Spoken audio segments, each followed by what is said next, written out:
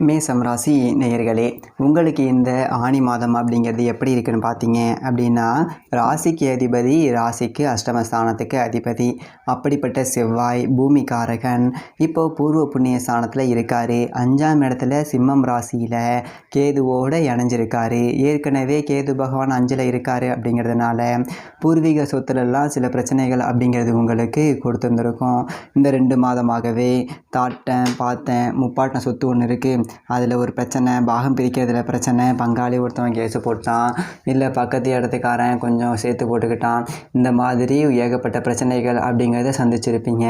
அடப்போடா சொத்து பற்றி இல்லாதவன் கூட நிம்மதியாக இருக்கான், யாரோ கொஞ்சம் சொத்து சம்பாதிச்சு வச்சுட்டு போயிட்டான், அதுக்கு நான் இவ்வளோ பாடுபட வேண்டியதாக இருக்குது, சொத்தை வச்சுக்கிட்டு கோர்ட்டு கேஸுன்னு அலைஞ்சிக்கிட்டு நிம்மதியாக வேலையை கூட பார்க்க முடியலை அப்படிங்கிற அளவுக்கு பூர்வீக சொத்தில் சிலருக்கு மன உளைச்சல் அப்படிங்கிறது இருந்திருக்கும். இன்னொரு முக்கியமான விஷயம், தனிப்பட்ட முறையில் ஜாதகம் பார்க்க இந்த வாரத்துக்கான அப்பாயின்மெண்ட் ஃபிக்ஸ் பண்ண சொல்லி நிறைய பேர் கேட்டிருந்தீங்க. இப்போது ரூபாய் 299 ரூபாய்க்கு தெளிவாகவும் விளக்கமாகவும் ஜாதகம் பார்த்து தரவங்க. தாழ்மையான வேண்டுகோள், இந்த நம்பருக்கு ஃபோன் கால் அல்லது வாட்ஸ்அப்பில் கூட நீங்கள் கேட்டு அவங்களுடைய அப்பாயின்மெண்ட் அப்படிங்கிறத ஃபிக்ஸ் பண்ணிக்கலாம். உங்களுக்கு தேவையான அனைத்து டீட்டெயிலுமே நம்ம டீமில் இருக்கிறவங்க கொடுத்துருவாங்க. அப்பாயின்மெண்ட் டேட் மற்றும் டைம் ஃபிக்ஸ் பண்ணதற்கு பிறகு அந்த நேரத்தில் நான் உங்களுக்கு ஃபோன் கால் பண்ணி ஜாதகம் பார்த்து பலன்கள்ங்கிறது சொல்லிடுவேங்க. ஜஸ்ட்டு நீங்கள் வாட்ஸ்அப் அல்லது ஃபோன் காலில் உங்களுக்கான டவுட் அப்படிங்கிறத கிளியர் பண்ணிக்கலாம். சரிங்களா? உங்களுக்கான அப்பாயின்மெண்ட் டேட் மற்றும் டைமை ஃபிக்ஸ் பண்ணிக்கலாம். அப்புறம் நிறைய பேர் கேட்குறாங்க எவ்வளோ நேரம் ஆகும்னு சொல்லிட்டு. ஃபஸ்ட்டு நம்ம உங்களுடைய ஜாதக கட்டத்தை பார்த்துட்டு ஜனனகால பலன்கள் அப்படிங்கிறத சொல்லிவிடுவோம். அதாவது இந்த ஜாதகக்காரங்களுடைய வாழ்க்கை எப்படி இருக்கும், கேரக்டர் எப்படி இருக்கும் அப்படிங்கிறத சொல்லிவிடுவோம். அதுக்கப்புறம் கோட்சாரத்தின் அடிப்படையில் கடைசி ஒரு 2.5 வருஷம் எப்படி இருந்துச்சு, எதிர்காலம் வரக்கூடிய 2.5 வருஷம் அதெல்லாம் எப்படி இருக்கும் அப்படிங்கிறதெல்லாம் பார்த்துடலாம். அட் லாஸ்ட் பர்டிகுலராக இந்தந்த டைமில் என்னென்ன நடக்கும், இந்த டைமில் என்னென்ன நடந்துச்சு அப்படிங்கிறதெல்லாம் பார்த்துட்டு உங்களுக்கான தெளிவான விளக்கமான பலன்கள் அப்படிங்கிறத சொல்லிடுவாங்க. இதை தாண்டி உங்களுக்கு ஏதாவது சந்தேகம் இருந்துச்சு அப்படின்னா கூட நீங்கள் கேட்டுக்கலாம்.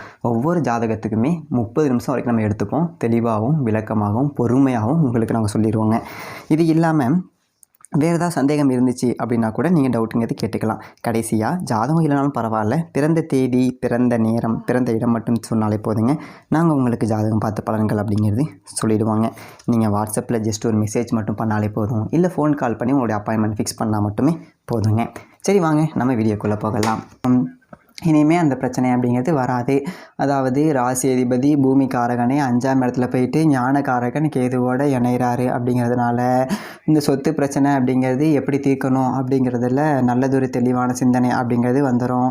எதுக்கு பக்கத்து கொள்ளையில் நின்று பக்கத்து நிலத்துக்காலன்ட்ட சண்டை சச்சரவுன்னு போயிட்டு பேசி தீர்த்துட்டு போயிடுவோம் அப்படின்னு சொல்லிட்டு பொதுவாக ஒரு ஆளை வச்சு பேசி முடித்து வேலியை கிளியே போட்டுருவீங்க. அதே மாதிரி பூர்வீக சொத்து பாகம் பிரிக்கணும் அப்படின்னா பங்காளிகள் சைடில் விதமாக ஒருத்தருக்கு ஒருத்தர் பாகம் வெட்டிக்கலாம். அண்ணன் தம்பிக்குள்ள சொத்து பிரிச்சுக்கணும் அப்படின்னா கூட இந்த ஒரு காலகட்டத்தை பயன்படுத்திக்கிட்டீங்க அப்படின்னா சொத்தை எந்த விதமான ஒரு வில்லங்கமும் இல்லாமல் யாருக்கும் எந்த ஒரு பாதிப்பும் இல்லாமல் நல்லபடியாக பிரிச்சுக்கலாம். அப்போ சொத்துக்கெத்து பிரிக்கணும் அப்படின்னா இந்த மாதத்தை நீங்கள் பயன்படுத்திக்கோங்க. மாத தொடக்கத்திலேயே உங்களுக்கு சொத்தை பிரிக்கணும் அப்படிங்கிற அந்த எண்ணம் அப்படிங்கிறது வரும். அதை நீங்கள் செயல்படுத்தினீங்க அப்படின்னா எந்த கருத்து வேறுபாடு இருக்காது, கவலைப்பட தேவையில்லை. அதே மாதிரி இந்த ஒரு நேரத்தில் நீங்கள் என்ன செய்யணும் அப்படின்னாக்க, சொத்து வாங்குறதோ இல்லை ஒரு பத்திரம் பதிகிறதோ இதையெல்லாம் வச்சுக்கிட்டீங்க அப்படின்னாக்க செவ்வாய்க்கிழமைகளில் வச்சுக்கிறது அப்படிங்கிறது நல்லது. செவ்வாய்க்கிழமைகளில் எந்த ஒரு வேலையும் செய்ய மாட்டாங்க அப்படிம்பாங்க. ஆனால் மேசம் ராசிக்காரர்கள் செவ்வாய்க்கிழமையில் செய்யலாம், தப்பு கிடையாது. அதை பயன்படுத்திக்கோங்க. அதே மாதிரி மாத தொடக்கத்தில் மிதுனம் ராசியில் புதன் பகவான் இருக்கார். 8ஆம் தேதி கடகம் ராசிக்கு வராரு. கடகம் ராசிக்கு வந்துட்டு என்ன செய்ய போகிறார் அப்படின்னு சொல்லிட்டு பார்த்தீங்க அப்படின்னா, உங்களுடைய ராசியை பொறுத்த வரைக்கும் 3ஆவது வீட்டுக்கும் அதிபதி, 6ஆம் வீட்டுக்கும் அதிபதி. அவர் சுகஸ்தானத்துக்கு வராரு. அப்படிங்கும்போது எதிர்பார்ப்புகள் எல்லாத்தையுமே நிறைவேற்றி கொடுப்பார். ஒரு வசதியான ஒரு வாழ்க்கை அப்படிங்கிறது அமையக்கூடிய ஒரு வாய்ப்பு அப்படிங்கிறது பரிபூரணமாக இருக்குது. குறிப்பாக உத்தியோகத்தில் இருந்த நெருக்கடி அப்படிங்கிறது நீங்கும். அதே மாதிரி உத்தியோகத்தில் நம்ம மேலே அதிகாரிகள் ஒருத்தர் நம்ம மேலே எரிஞ்சு விழுகிறான். சக ஊழியர்கள் வந்துட்டு ஒரு அனுசரணையாக இருக்க மாட்டேங்கிறாங்க, எப்படியாவது நம்மளை காலி பண்ணணும்னு நினைக்கிறாங்க. ஒருத்தருக்கு ஒருத்தர் போட்டு கொடுத்துக்கிறாங்க, போகிறாங்க வராங்க, தேவையில்லாத ஏமேலேயே அதிக வேலை அப்படிங்கிறத திணிக்கிறாங்க. இப்படி இருந்த நிலைமை எல்லாமே மாறும். மேலே அதிகாரிகள் உங்களுடைய திறமையை புரிஞ்சுக்கிட்டு பரவாயில்ல, இந்த பையன் தான் வேலை செய்கிறான், நம்ம தப்பாக நினச்சிக்கிட்டோம், இவனுக்கு இனிமேல் ஏதாவது நல்லது செய்யணும் அப்படின்னு சொல்லிட்டு ஒரு ப்ரொமோஷன் கிடைக்கும், ஒரு சம்பள உயர்வு கிடைக்கக்கூடிய கிடைக்கக்கூடிய ஒரு வாய்ப்பு இது எல்லாமே அமையும். அதே மாதிரி சில பேர் தொலைதூரத்தில் இருந்து வேலைக்கு போவீங்க. என்ன தான் விடிய காலையிலேயே சீக்கிரமாக எழுந்திரிச்சாலும் கூட வேலைக்கு போகிறதுக்கு ஒரு 10 நிமிஷம் 1/4 மணி நேரம் தாமதமாகி போயிடுது. என்னடா தினம் தாமதமாக ஆகிற அப்படின்னு சொல்லிட்டு 4 பேர்கிட்ட நம்ம பாட்டு வாங்கி கட்டிக்கணும். அந்த மாதிரி உள்ளவர்களுக்கெல்லாம் ஒரு வண்டி வாகனம் கிடைக்கும். நேரத்தில் வேலைக்கு போகலாம். 4 பேர் நம்மளை பார்த்து ஆச்சரியப்படுவான். பரவாயில்ல, கரெக்டாக ஆஃபீஸ்க்கு வந்துடுறானே அப்படிங்கிற அளவுக்கு அவ்வளவு நன்மைகள் அப்படிங்கிறது நடக்கக்கூடிய ஒரு வாய்ப்பு அப்படிங்கிறதும் பரிபூரணமாக இருக்குது.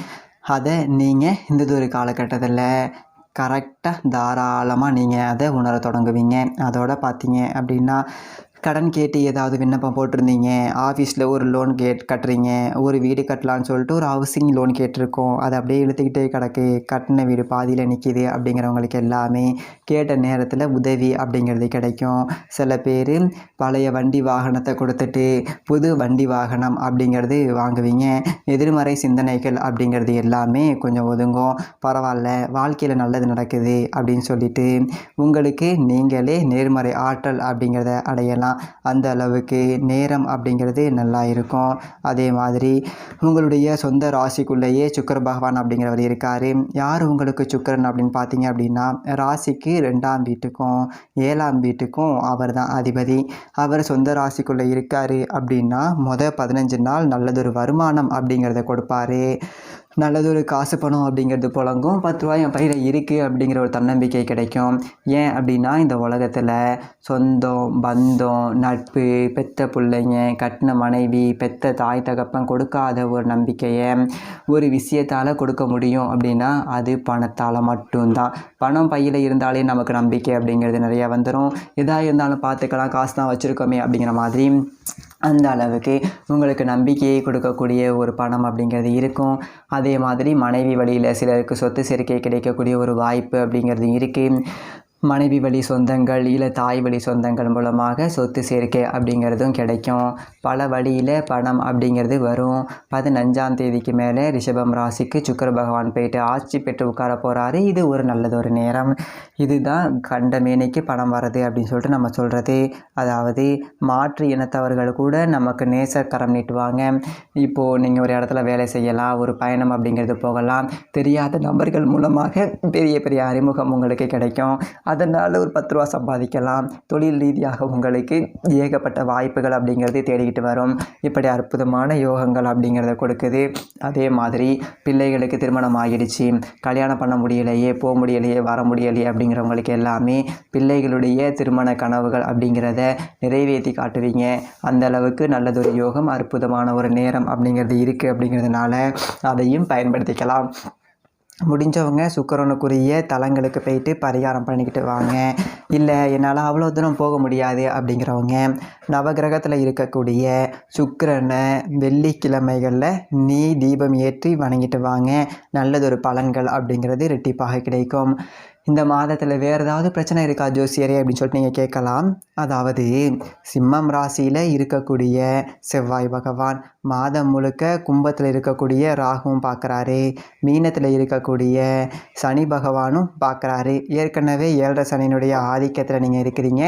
இப்போது சனி மேலே அவருடைய செவ்வாயினுடைய பார்வை விழுகுது. அப்படிங்கிறதுனால வியாபாரத்தில் கொஞ்சம் பெரிய அளவில் முதலீடு அப்படிங்கிறது போட வேண்டாம். கூட்டு தொழிலில் இருக்கிறவங்க கூட்டாளிகள் மேலே ஒரு கண்ணு வச்சுக்கிறது அப்படிங்கிறது நல்லது.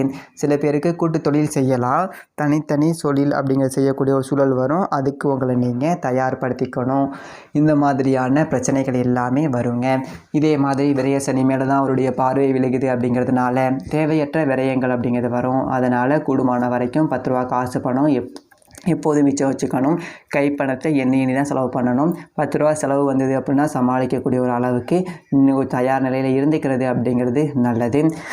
அதே மாதிரி இருந்தாலும் செவ்வாயோடையே சேர்ந்து ஞானக்காரகன் கேது இருக்கார். அப்படிங்கிறதுனால எப்பேற்பட்ட பிரச்சனை வந்தாலும் அதை எப்படி சமாளிக்கணும் அப்படிங்கிறதுல ஒரு சிந்தனையில் உங்களுக்கு தெளிவு அப்படிங்கிறது இருக்கும். அதனால் நீங்கள் கவலைப்பட தேவை கிடையாது. ராசிக்கு 3ஆவது வீட்டில் குரு ராஜ யோகம் அப்படிங்கிற ஒரு யோகம் இருக்குது. அண்ணன் தம்பிகளால் பங்காளிகளால் உதவிகள் அப்படிங்கிறது உங்களுக்கு கிடைக்கும். அதை பற்றி நீங்கள் கவலைப்பட வேண்டியது கிடையாது. சின்ன சின்ன பிரச்சனை அப்படிங்கிறது வந்தாலும் அதை எல்லாத்தையும் ஜெயிச்சு காட்டக்கூடிய ஒரு மாதமாக இந்த ஆனி மாதம் இருக்கும். மேசம் ராசிக்காரர்களுக்கு எல்லாம் நல்லதாகவே அமையும். மேலும் தனிப்பட்ட முறையில் ஜாதகம் பார்க்கணும் அப்படின்னா கீழே இருக்க நம்பருக்கு கான்டாக்ட் பண்ணுங்கள். தெளிவாகவும் விளக்கமாகவும் ஜாதகம் பார்த்து பலன்கள் சொல்லப்படும். இந்த வீடியோ பற்றின கருத்துக்களை கீழே இருக்க கமெண்ட் செக்ஷனில் சொல்லுங்கள். அது மட்டும் இல்லாமல் இப்போ தான் நம்ம சேனலை ஃபஸ்ட் டைம் பார்க்குறீங்கன்னா சப்ஸ்கிரைப் பண்ணிக்கிட்டு பக்கத்தில் இருக்கக்கூடிய பெல் ஐக்கானையும் ப்ரெஸ் பண்ணிக்கிட்டீங்க அப்படின்னா அடுத்தடுத்து நம்ம போடக்கூடிய வீடியோஸ் உங்களுக்கு நோட்டிஃபிகேஷனில் வந்துக்கிட்டு இருக்கும். நன்றி, வணக்கம்.